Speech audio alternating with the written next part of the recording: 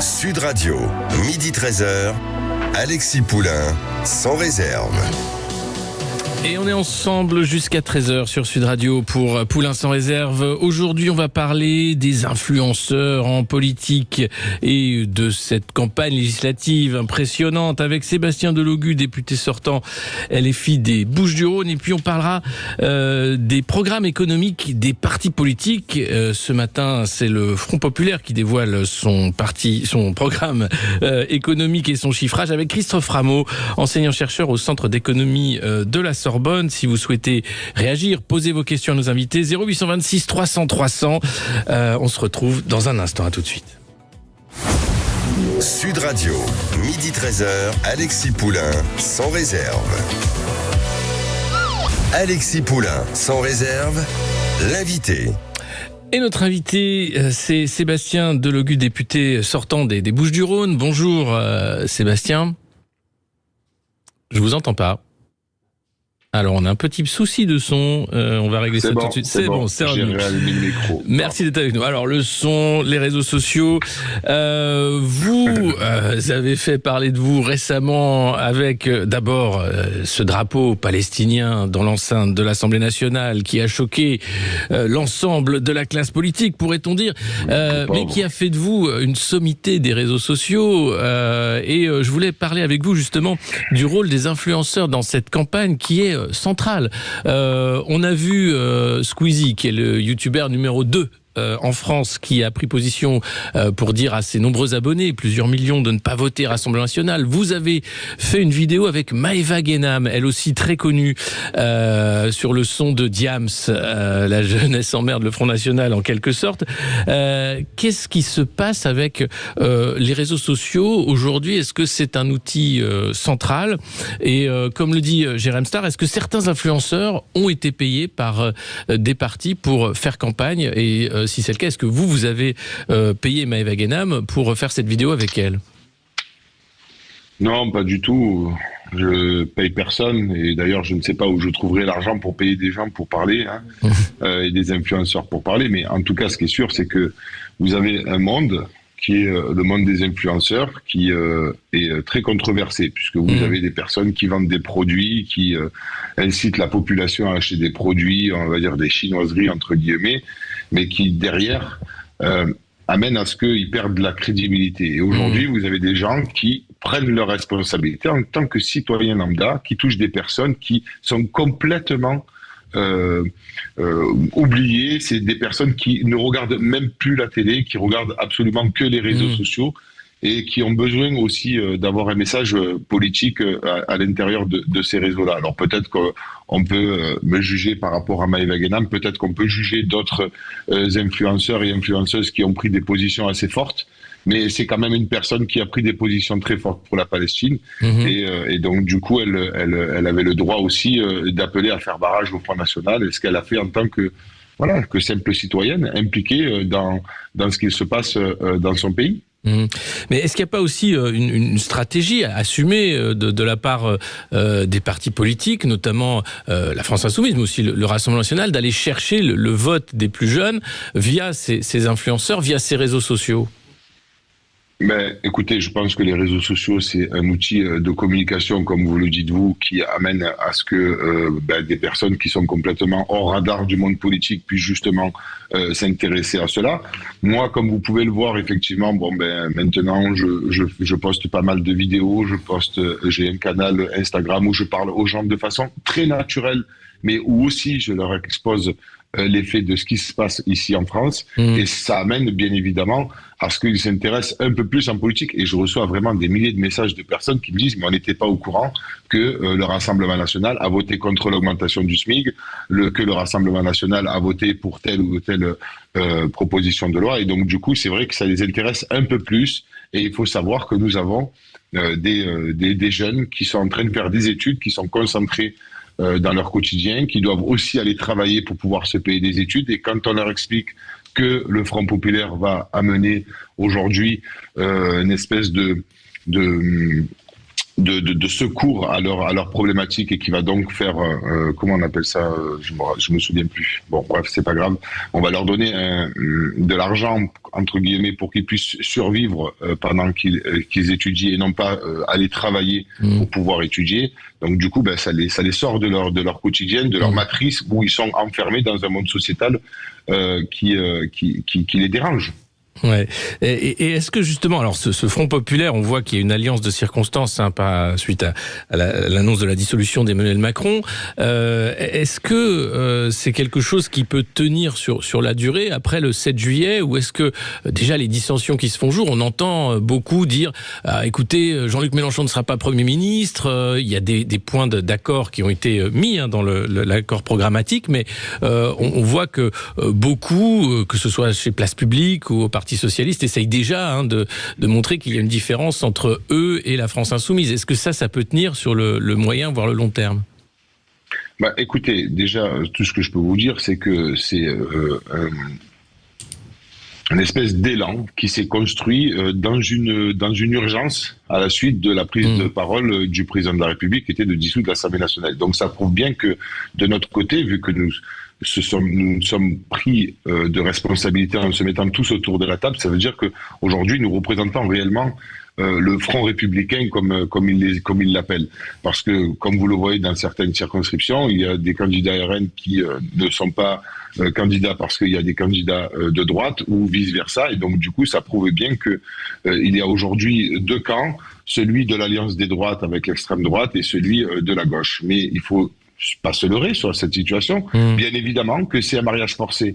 Moi, je vais pas me retrouver avec François Hollande et me dire que c'est la personne qui a construit Emmanuel Macron, qui a fait sortir Emmanuel Valls d'une forêt bizarre. Mais par contre, là où on peut aujourd'hui s'arranger, c'est se dire qu'il faut faire barrage au Rassemblement national et l'extrême droite qui menace notre pays et notre République. Donc du coup, on se regarde, on se dit, bon, là, il faut se calmer.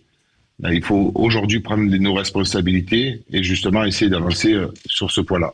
Et sur ce point-là, un autre point qui a été soulevé et qui devient central dans cette campagne, c'est bien sûr la lutte contre l'antisémitisme. On a vu les actes antisémites exploser en France. Il y a eu ce crime affreux, ce viol de cet enfant par deux autres jeunes adolescents pour motif d'antisémitisme. Et il y a sans arrêt cette attaque systématique, ces procès pour la France insoumise, comme quoi ce serait un parti qui abriterait des antisémites. Qu'est-ce que vous répondez à ces accusations ? Je leur dirais avec un grand sourire que nous n'avons jamais été condamnés. Qui a été la personne qui, à la suite d'avoir dressé un drapeau palestinien à l'Assemblée, a pris la parole publiquement pour expliquer que les Juifs de France n'étaient pas coupables des crimes de guerre de leur Premier ministre d'extrême droite en Israël, et qui aussi a expliqué que les musulmans de ce pays n'étaient pas donc coupables des crimes de guerre du Hamas. C'est bien nos positions à nous, et donc du coup je le dis avec très grande fermeté. Je me suis rendu à la manifestation pour soutenir la petite qui a donc subi un viol très récemment. Je me suis aussi positionné très fermement sur ce qui s'est passé. Nous ne sommes pas antisémites, nous sommes bien évidemment là pour expliquer qu'on n'est pas dans ce soi-disant choc des civilisations, comme il l'appelle le camp de l'extrême droite. On est justement là pour essayer d'expliquer qu'on est là pour tout le monde et essayer de réconcilier les peuples entre eux et de défendre tous les droits des citoyens et des citoyennes, et notamment le droit international. Et c'est pour ça que on est aussi mobilisé fortement pour la question palestinienne. Et justement, en cas de victoire le 7 juillet du Front populaire, est-ce qu'il y aura une reconnaissance par le gouvernement français de l'État palestinien ? Je le suis persuadé, puisque c'est noté dans le programme qu'on a signé toutes et tous avant de se lancer dans cette campagne. Et c'est une manière aussi de défendre notre devise qui est liberté, égalité, fraternité, en disant que le peuple palestinien a le droit aussi, lui, d'être libre, d'être égal et de recevoir la fraternité des peuples. Et d'ailleurs, je soulève que l'Arménie, aujourd'hui, a à son tour reconnu l'État palestinien, qui est un pays non pas musulman, comme pourraient le dire certains, mais bien un pays qui représente les chrétiens d'Orient. Et donc je me félicite parce que je suis aussi, comme je suis d'origine algérienne, d'origine arménienne, et je suis donc très fier de cela. Il y a aujourd'hui, et on en parlera après avec notre invité Christophe Rameau, le programme économique du Front Populaire qui est dévoilé. Programme économique qui est attaqué de toutes parts comme étant trop dépensier, comme étant dangereux pour le chômage, etc. Or, il est chiffré. Ce programme économique, il ne sort pas, j'imagine, du chapeau ces 15 derniers jours. Est-ce que c'est le même qui était porté par la NUPES ou est-ce qu'il y a eu des aménagements du fait de l'endettement croissant de la France? Écoutez, déjà dans un premier temps, je dis à tous les détracteurs du Front Populaire sur le plan économique, à partir de midi, donc c'est-à-dire ça a commencé depuis 20 minutes, nous avons donc sur l'ensemble des réseaux, on est en train d'apporter justement les explications économiques à toutes les propositions que nous faisons. Si on fait ne serait-ce qu'une marche arrière sur ce qu'il s'est passé depuis ces années dans notre pays, on peut remarquer tout simplement que les cadeaux aux plus grandes entreprises ont pu peut-être créer le déficit dans ce pays. Et donc, du coup, nous portons des valeurs qui sont saines et sûres, c'est-à-dire d'augmenter le SMIC, qui ramènera du pouvoir d'achat aux citoyens et citoyennes de ce pays. Les TPE, les PME, les patrons d'entreprise se disent outrés, ils se disent mais comment on va payer les charges patronales? Très bien, messieurs, dames, nous vous rassurons, nous allons donc taxer les ultra-riches, les super-dividendes, qui aujourd'hui est de l'argent qui complètement part de ce système social français et qu'on doit absolument récupérer pour faire vivre la République au sein de nos quartiers, au sein de notre pays, et qu'on puisse justement avancer sur des points économiques. Il y a eu ce matin, je ne sais pas si vous avez vu Mathilde Panot qui était un peu en difficulté sur le plateau d'une radio concurrente à propos de l'expérience parlementaire par rapport au Front Populaire de Léon Blum. Qu'est-ce que vous avez à répondre à ça sur les accusations finalement d'à peu près et ces retours à l'histoire systématiques sur le Front Populaire de Léon Blum et le Front Populaire d'aujourd'hui? Alors, en toute honnêteté intellectuelle, moi, je n'ai pas, on va dire, l'historique du Front Populaire de Léon Blum. Moi, ce que j'écoutais quand j'étais un peu plus jeune, c'était la musique et j'avais plutôt les jeux vidéo. Donc, je me montre à vous en tant que personne honnête. Maintenant, ce que je peux vous dire sur le Front Populaire d'aujourd'hui, c'est que même si au sein de notre Front Populaire, il y a des personnes politiques qu'on peut ne pas aimer, on sait quand même, on a fait front commun contre l'extrême droite. Et c'est le plus important aujourd'hui de faire front commun contre l'extrême droite. Il faut faire reculer cette extrême droite dans notre pays pour faire vivre justement la République. Et c'est ce que nous efforçons de faire. Après, en toute honnêteté intellectuelle, je n'ai pas cette valeur historique de Léon Blum. Je suis désolé, je suis peut-être pas instruit, je ne représente peut-être pas la belle caste politique française, mais je représente aujourd'hui mon territoire, c'est-à-dire une certaine catégorie de la population qui n'a pas pu avoir accès justement à cette instruction parce qu'il était enfermé dans une carte scolaire qui n'amenait pas à faire de belles études et avoir un beau travail. Ouais, mais justement, l'histoire, c'est important pour comprendre ce qui est en jeu. Allez-y, dites-moi-le, on en débat si vous le souhaitez. Non, mais c'était juste pour dire, il y a ce principe-là, justement, de l'éducation, qui est important pour tout le monde, pour avoir des bases historiques. Et je pense que ça aussi, c'est quelque chose qui va être porté par le Front Populaire, qu'on peut pas nier, parce que quand je posais les questions au début sur les influenceurs et la place des influenceurs en politique, comme vous le dites, ce sont des citoyens comme les autres qui prennent position et ils ont tout à fait le droit et c'est important. Mais il y a aussi des gens qui essayent, via l'influence, de parler de ces thématiques historiques et des choses comme ça. Vous, quand par exemple vous agitez le drapeau palestinien à l'Assemblée nationale, pourquoi vous faites ça? Qu'est-ce que vous attendez de ce geste?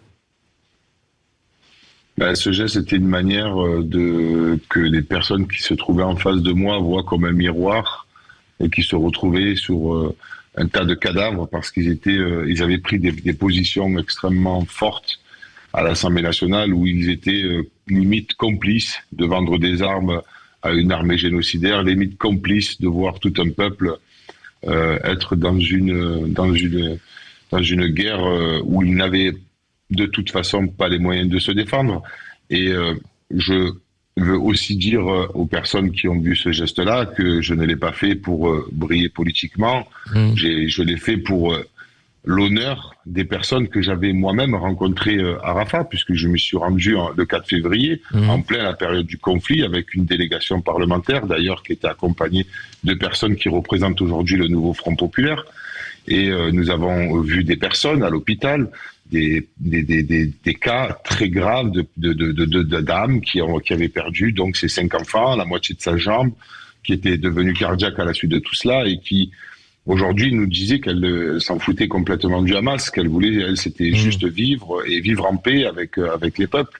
Et donc du coup, on a toujours cette hypocrisie qu'on voit en face avec, vous voyez, les chefs d'État qui, comme le président français, acceptent de vendre des armes à une armée génocidaire et après dit oui, il faut se calmer, on va voir, on va peut-être reconnaître l'État de Palestine. Non, il fallait le faire tout de suite, il faut obliger justement et aller et utiliser tous les moyens qu'on pouvait utiliser, c'est-à-dire peut-être aller à l'Union européenne, réunir le sommet de tous ces chefs d'État pour essayer justement d'arrêter les accords entre Israël et l'Union européenne. On aurait pu reconnaître l'État de Palestine, on aurait pu arrêter de vendre des armes, et à chaque question au gouvernement, quand on posait cela, ils étaient toujours en train de nous dire « Oui, mais est-ce que vous dénoncez le 7 octobre ? Oui, mais est-ce que vous reconnaissez…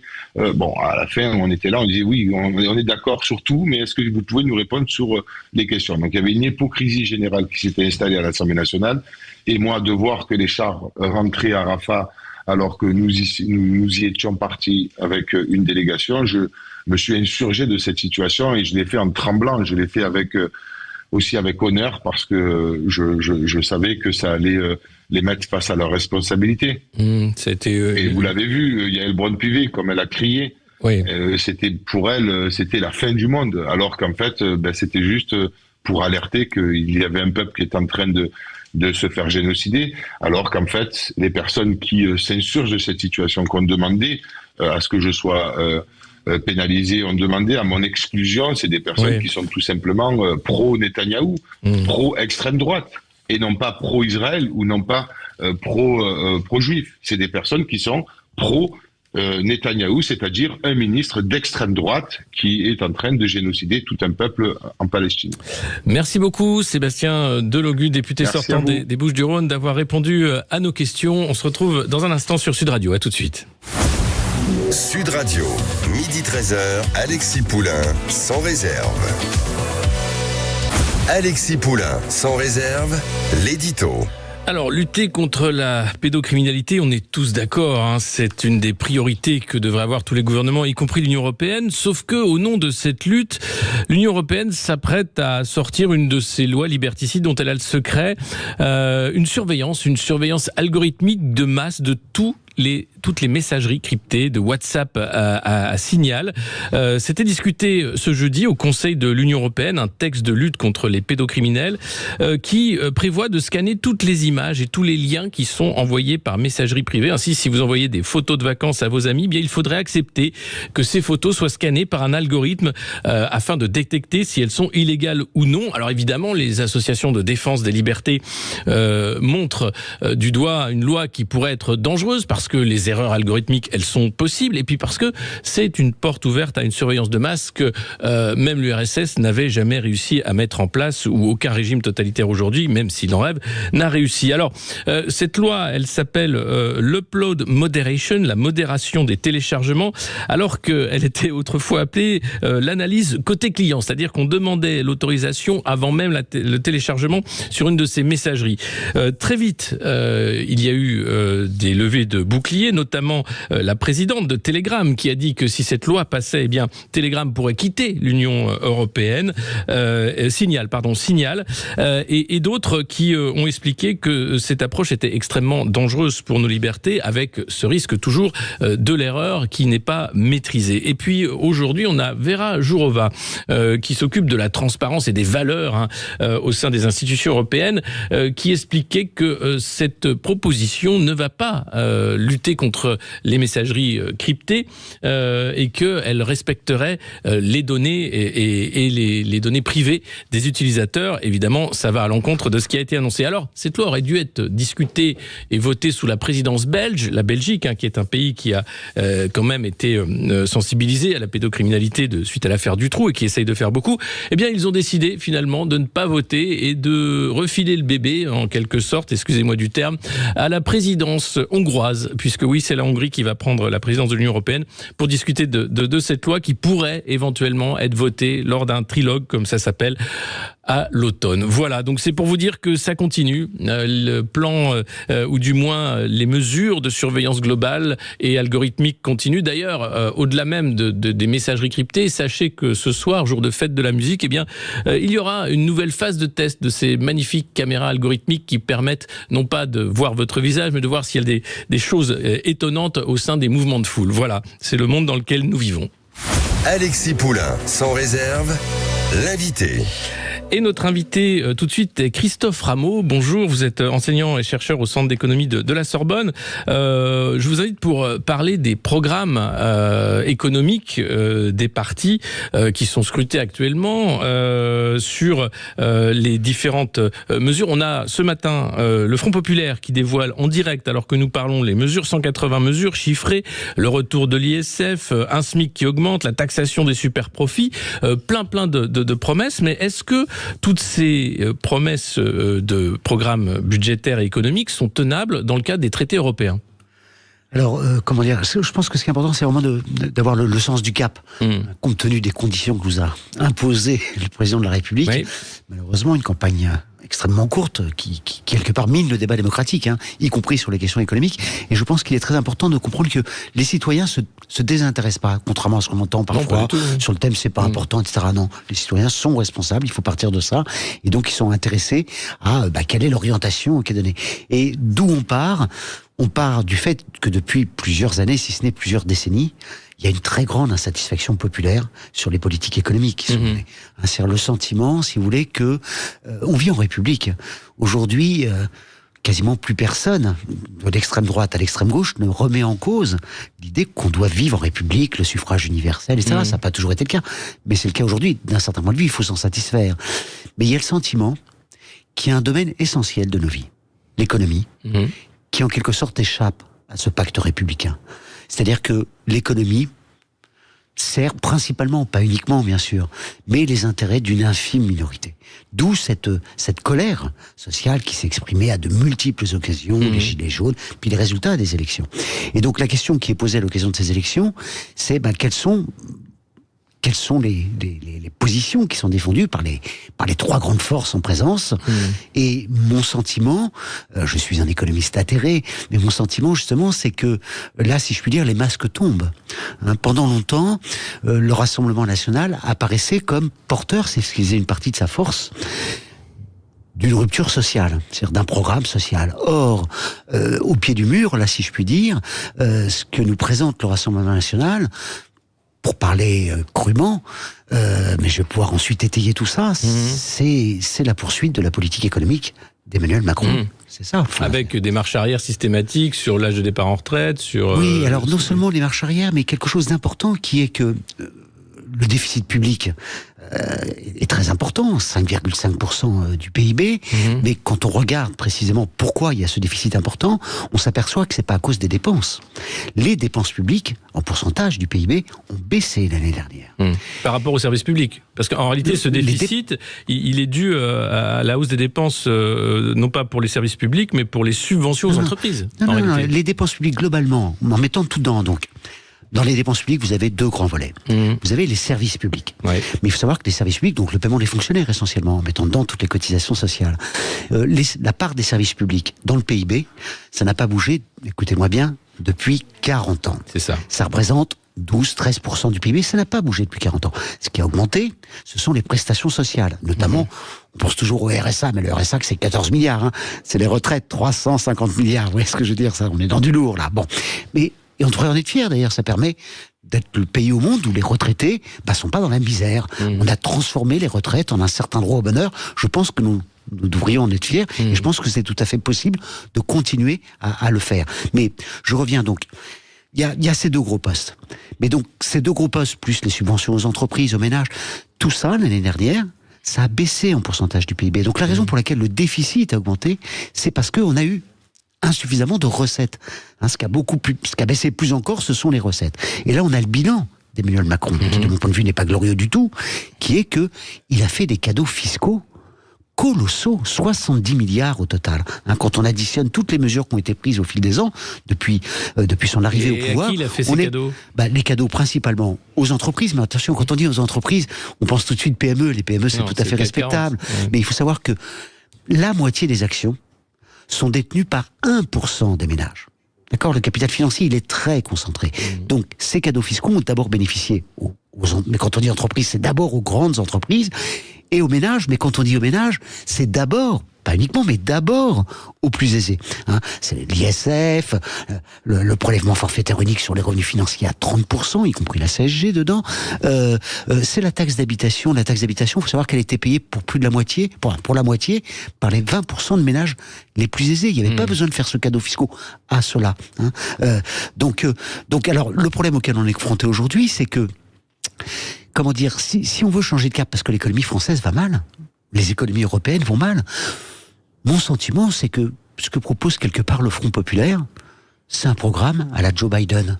C'est pas très très radical, mais ça marche. Ça marche. Aux États-Unis, on a une reprise de l'emploi, une reprise de l'activité, alors qu'on a un décrochage. En Europe. Et je termine, c'est le programme du Rassemblement national et d'Emmanuel Macron, ce qui les rassemble. C'est l'idée que fondamentalement, on ne se donne pas des ressources supplémentaires. On revient pas, le Rassemblement national ne revient pas sur les cadeaux fiscaux qui ont été faits, principalement aux plus aisés, ces 7 dernières années. Mais la politique de la dépense, quand on a 3 000 milliards de dettes et qu'on ne peut pas imprimer de l'argent comme le font les États-Unis avec le dollar, est-ce que ça peut marcher ? C'est bien toute ma première question. Dans le cadre de l'euro, des traités européens, 3 000 milliards de dettes, la procédure de déficit excessif enclenchée par la Commission, est-ce qu'on peut dire aux partenaires européens, écoutez, nous, on va dépenser ? Et vous savez, pour réduire une dette, les dettes publiques, elles étaient à 150%, 200% du PIB à l'issue de la Seconde Guerre mondiale. Oui. Qu'est-ce qu'on a fait ? On les a pas annulées. C'est important, la parole de l'État. On a fait de la croissance. D'une part, et ça c'est le plus important, parce que la dette, on la rapporte au PIB. Il faut savoir que l'année dernière, depuis 3 ans, la dette publique, elle baisse en France en pourcentage du PIB. Elle baisse tout simplement parce que le PIB a beaucoup augmenté, non pas en volume, mais parce qu'il y a eu de l'inflation. D'accord ? Donc qu'est-ce qu'on a fait à la suite ? L'inflation qui rapporte à l'État, c'est des recettes supplémentaires. Non seulement ça, mais le PIB augmente, on le rapporte au PIB, vous voyez ce que je veux dire ? Donc quand le dénominateur augmente beaucoup, le ratio global, ça je pense que tous vos éditeurs peuvent le comprendre, ça baisse. Si vous avez une dette de 100, cette année-là, mais que l'année suivante, vous avez toujours une dette de 100, mais que vos revenus, s'ils étaient de 100 initialement, ils passent à 110, votre dette, en pourcentage de votre revenu, elle baisse. Et donc, voilà. Et donc, c'est ça qu'on est en train d'enregistrer. Donc, ce qui est important, c'est, pour réduire la dette, c'est pas d'agir sur les dépenses, c'est la croissance économique. Or, aujourd'hui, on a une croissance piteuse, particulièrement piteuse. L'Allemagne est en récession, la France a une croissance complètement piteuse. Et ce que nous propose, de mon point de vue, la majorité, l'ex-majorité présidentielle et le Rassemblement national, ce n'est pas un programme qui permette de relancer l'activité. D'accord ? Mais l'activité, c'est des commandes, c'est un marché, c'est comment la politique peut influencer la croissance économique. Vous savez, l'activité, on revient en partie à la dépense publique. Ouais. Quand on pense dépense publique, la plupart de vos auditeurs, j'imagine, ont en tête l'idée qu'on prend de l'argent qui est créé par ceux qui travaillent vraiment, qui produisent réellement de la richesse, le privé, pour financer des fonctionnaires improductifs. Mais c'est faux tout ça. D'abord, les fonctionnaires, ils contribuent au PIB. D'accord ? Un enseignant, un militaire, ça augmente le PIB. Sûr, c'est des gens qui consomment. Voilà, c'est productif, c'est productif. Ouais. Voilà. Ça, et puis par ailleurs, les 3/4 de la dépense publique, c'est pas pour payer des fonctionnaires. Les 3/4 de la dépense publique, ça paie des retraites, des allocations familiales, des allocations chômage, etc. Des subventions aux ménages, aux entreprises. Et ces 3/4 de la dépense publique, ça alimente l'activité du privé. Et donc, comment dire, l'Union européenne, vous en parliez, mais ce qu'elle prépare aujourd'hui, c'est une cure d'austérité pas particulièrement brutale. On est en train de refaire. Et justement, comment on est en train de refaire la bêtise. Comment on empêche ça? Parce que dans le cadre des traités européens, comment vous allez dire aux partenaires, écoutez, on s'en fout, nous on dépense. Comment vous le faites? Mais la France, c'est pas la Grèce, vous savez. La Grèce, c'est 2% du PIB européen. Donc quand la Grèce a voulu changer de politique, les dirigeants européens l'ont fait couler. Oui. Le FMI lui-même dit que ça a été une catastrophe. Parce qu'avec ces cures d'austérité qu'on a infligées à la Grèce, le PIB de la Grèce, il a chuté de 25%. Et qu'est-ce qui va protéger la France mais de mesures aussi radicales que la Grèce? Mais la France, c'est pas la Grèce, Alexis Poulain. La France, si la France dit demain, écoutez, l'austérité, ça marche pas. L'austérité, ça va nous replonger dans la récession et dans l'augmentation de la pauvreté, parce qu'il faut être concret aussi sur la signification de tout ça. Et donc nous, ce que nous proposons, c'est ce que fait Joe Biden aux États-Unis. C'est pas très très radical. Nous proposons un vaste plan de relance sociale, parce qu'il y a des besoins sociaux dans tous les pays et écologiques. C'est les deux grands défis qu'il faut réussir à articuler. Eh bien, si nous disons ça, je vous assure que les dirigeants européens vont pas pouvoir infliger à ce grand pays comme la France, qu'est la France, une cure d'austérité comme la reste. D'autant que là, on a un rôle à jouer, y compris pour réorienter la France. C'est l'occasion pour dire aux peuples européens, aux dirigeants européens, eh bien la France, elle est à la pointe avancée pour réorienter cette construction européenne qui, depuis 40 ans, sa boussole, c'était quoi? Le libre-échange, la finance libéralisée, les privatisations, et tout ça nous a conduit à des catastrophes économiques, à des catastrophes sociales, un véritable décrochage économique des pays européens, notamment par rapport aux États-Unis. Absolument. On va se retrouver dans un instant pour continuer de parler des programmes économiques et particulièrement du Front Populaire avec Christophe Rameau. Si vous souhaitez réagir, posez vos questions, 0826 300 300. À tout de suite. Sud Radio, midi 13h, Alexis Poulain, sans réserve. Sud Radio, midi 13h, Alexis Poulain, sans réserve. Et on se retrouve avec notre invité Christophe Rameau, enseignant-chercheur au Centre d'économie de la Sorbonne, pour parler du chiffrage de ces programmes.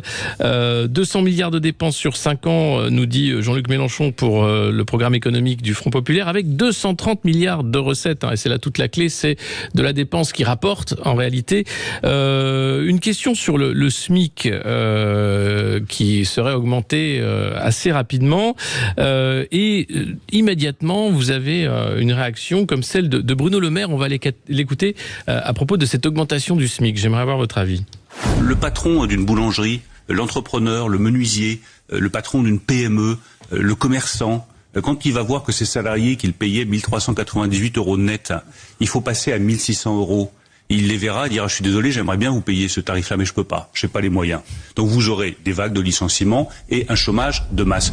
Alors, le SMIC qui augmente, c'est le chômage de masse, comme dit Bruno Le Maire, ou c'est faux? Alors d'abord, il faut bien comprendre qui est la population SMIC. Il y a plus de 15%, 17% de la population qui est au salaire minimum, et souvent ce sont des temps partiels. D'accord ? Il y a une surreprésentation très importante, plus d'un tiers des travailleurs à temps partiel sont au salaire minimum. Et vous avez bien compris que c'est très difficile de vivre avec ces ressources. Et un travailleur au salaire minimum, il épargne pas, hein. Il n'a pas les moyens d'acheter des actions sur les marchés boursiers. Ça se retrouve immédiatement en termes de consommation. Donc, l'idée, ces dernières années, il y a plein de pays qui ont augmenté très fortement le salaire minimum. L'Espagne, l'Allemagne, le Royaume-Uni en partie l'a fait.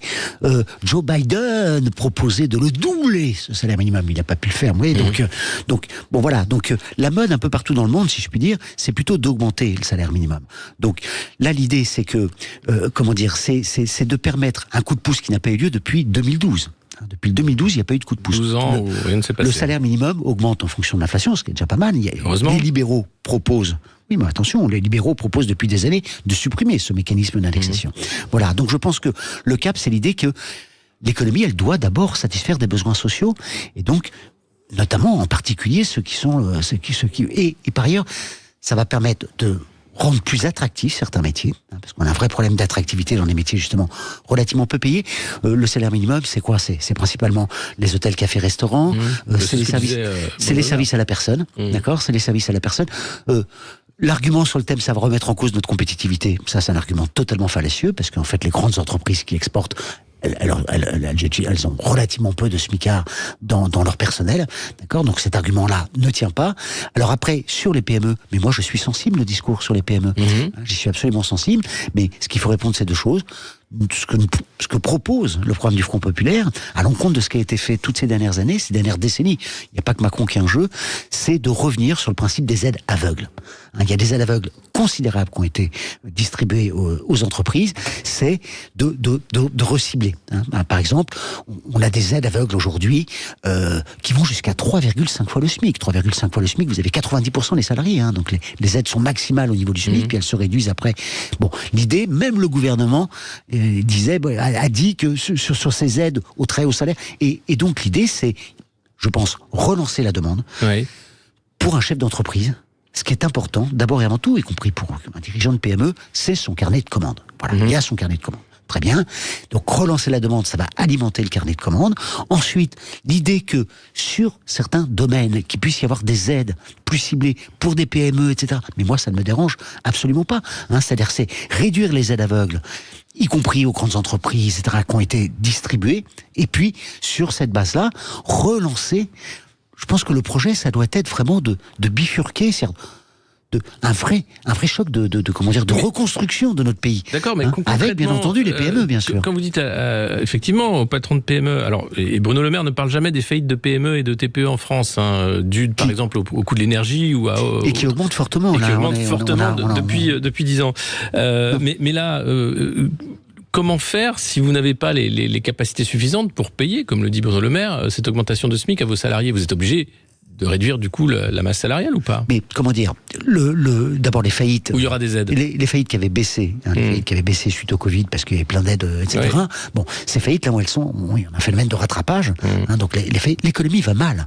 L'économie française, quand Bruno Le Maire nous dit, on vous laisse une économie en bonne santé, mais il non, c'est pas vrai. Il lui dit qu'il a sauvé l'économie française. Non, mais c'est pas sérieux. Enfin, c'est pas sérieux. Ce que je veux dire, de mon point de vue, l'économie va mal et donc on a besoin de changer de cap, changer de cap en matière de politique économique. Et changer de cap en matière de politique économique, c'est à mon avis une économie plus juste.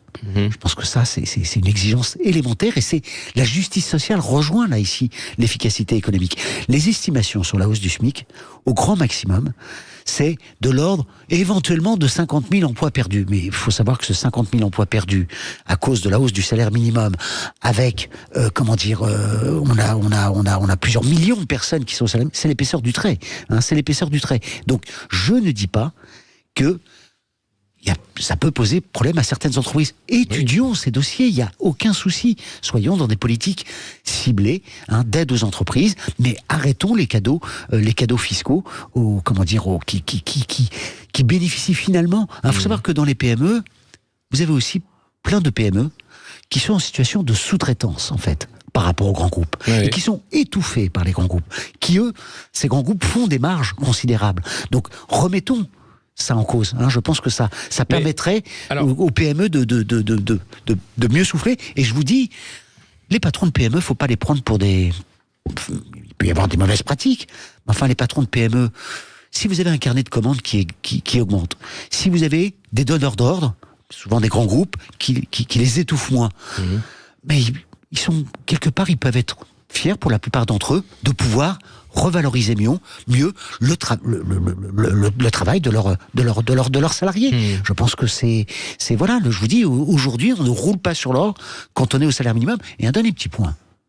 Le coût du travail au salaire minimum en France, au niveau du SMIC, il n'est pas plus élevé que dans plein d'autres pays européens. Pourquoi ? Le salaire net que touchent les travailleurs est plus élevé.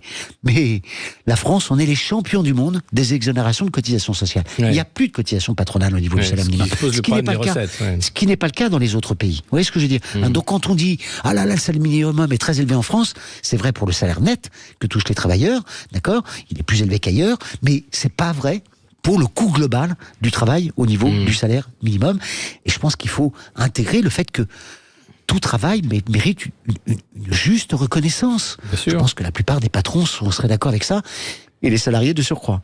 Mais la question de la dette, quand même, vous parlez des politiques austéritaires qui sont proposées par l'Union européenne, le fait que la France n'aurait pas un destin à la Grèce, par exemple, mais comment arriver à emmener les Allemands, par exemple, dans cette idée d'une politique où on va laisser tomber la règle des 3%. Est-ce que la BCE peut tenir la route? Est-ce que l'euro peut tenir la route si les différents pays européens ne sont pas d'accord avec cette politique de la dépense? Mais d'abord, les 3%, vous avez remarqué qu'on ne les a pas respectés de nombreuses fois ces dernières années. Mais je pense qu'il faut vraiment intégrer que la dette publique, elle a augmenté. Vous savez, la dette publique dans tous les pays développés, elle était à 150-200% du PIB à l'issue de la Seconde Guerre mondiale. On a fait de la croissance, on a taxé les riches quand même, etc. La dette publique dans tous les pays développés, elle s'est réduite à 20-25% à la fin, fin des années 70. Elle a réaugmenté depuis le tournant néolibéral. D'accord, la dette publique en France en 82. Oui. Maintenant, pour certains, il y a l'idée que la France en 82 était au bord de la faillite. Mais non, elle était à 25% la dette publique. Aujourd'hui, on est à 110%. Vous voyez ce que je veux dire ? Mais ce qui s'est passé, c'est qu'on a eu moins d'activité. D'accord ? On a eu moins d'activité. Et on a eu moins de recettes parce que, notamment, on s'est privé d'une série de recettes socio-fiscales au bénéfice principalement des plus aisés. Et voilà. Et donc, par ces deux biais-là, eh bien, ce qu'il faut faire, c'est exactement l'inverse. C'est des politiques de relance.